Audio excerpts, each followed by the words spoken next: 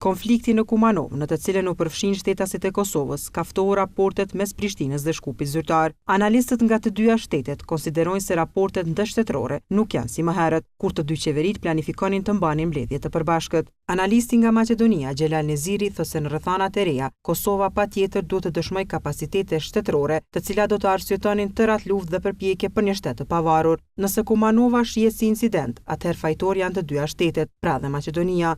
Parandalimi i këtij incidenti e jo intervenimi me një makineri ushtarake mbi një vendbanim të dendur ishte detyrë institucioneve të dyja vendeve.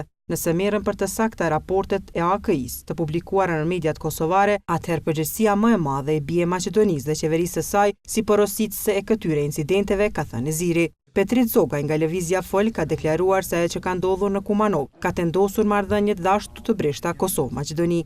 Luftë diplomatike e ka quajtur shkresën e presidentit Ivanov, që u ka dërguar të gjitha shteteve të Kombeve të Bashkuara për nxitje të konfliktit nga Kosova.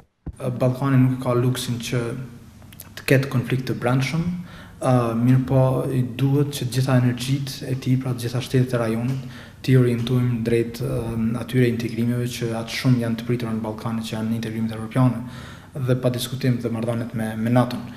Në anën tjetër, Fisnik Korenica nga grupi për studime politike dhe juridike ka thënë se qeveria në Maqedoni ka pasur tendenca që Kosovën ta përshkruajë si vend ku buron terrorizmi jo stabiliteti. Këtë qëndrim ai e ka quajtur armiqësor. Një gjë që duhet ta bëjë pala kosovare është të mbështetet fuqishëm në qëndrimin që kanë marrur Shtetet e Bashkuara dhe Bashkimi Evropian ndaj Gruevskit, që është qëndrim shumë kritik ndaj qeverisë së tij, dhe një gjë të tillë qeveria e Kosovës duhet ta thotë publikisht dhe të marrë njëherë një qëndrim strategjik që thotë që për aq kohë sa Maqedonia qeveriset në këtë formë, për aq kohë sa ka një leadership shqiptar pa legitimitet të qeverisës, Kosova nuk mund të shërbejë si një instrument për ta përkrahur këtë leadership atje dhe Maqedoninë që të bëhet edhe më diktatoriale se sa që është sot.